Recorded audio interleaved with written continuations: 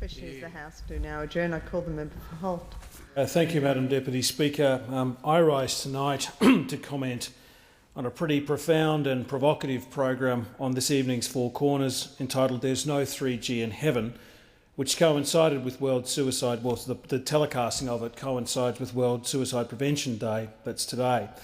And I'd like to commend the reporter, Liz Jackson, and the producer, Marianne Jolly, who dealt with an incredibly difficult and painful subject very sensitively, but they told a story that needed to be told. This evening, as I've said, Four Corners telecast a program which focused on a summit on youth suicide, which I convened on Saturday the 11th of August, in which close to 300 people attended. And I wanted to thank everyone, deeply thank everyone that attended this summit, and acknowledge the bravery of the people that shared their stories about their friends and family, about members and family members that had taken their own lives.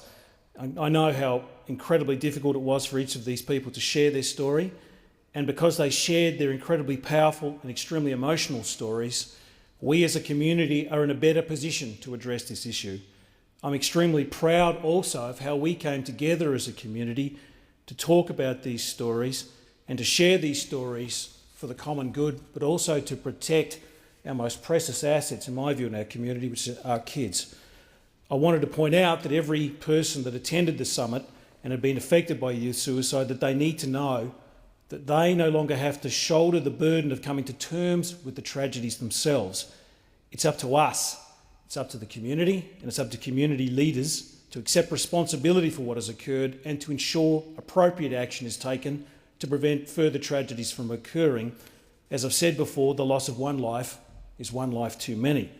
Since the summit, I have met with and will continue to meet with many of the members of the local community to discuss ways to better prevent people taking their own lives. The summit was the starting point of a conversation, and we need to keep talking. For example, last week I met with Marie Dale, who was shown asking a question to Four Corners tonight, and she expressed her frustration with the fact that she sought help for her son, who took his own life, but it was made incredibly difficult when every 6 weeks the mental health expert looking after her son moved on. Accordingly, Marie has conveyed to me the need to train more mental health professionals so that one professional can stay looking after their patient for the entire period when they need support. Marie's also informed me that people looking after people in mental health care need to trust their carer, and it's hard to build that trust when your carer moves on, the continuity of treatment, the continuity of the same person providing the treatment. I'd also met with Reverend John McMahon, who runs a youth suicide prevention program called Motive 8, and Drew Gormley from Spirit Works, who runs training programs such as Assist, which is Applied Suicide Intervention Skills Training, which provides practical training for caregivers seeking to prevent the immediate risk of suicide.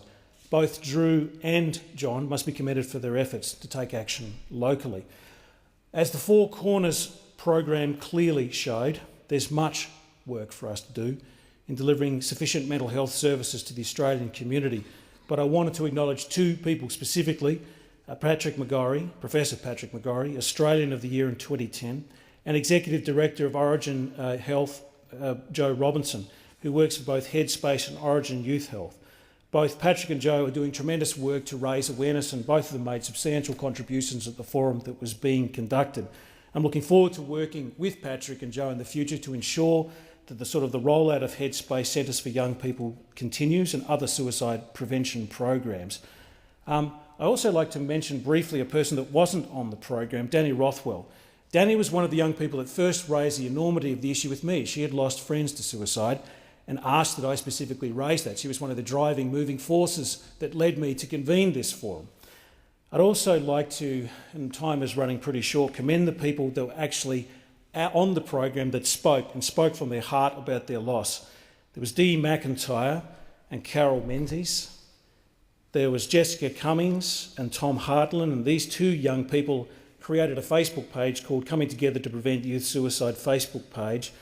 Jolts Cortis, Yolanda Amatigo, Susan Amatigo and Marie Dale, as I've just said.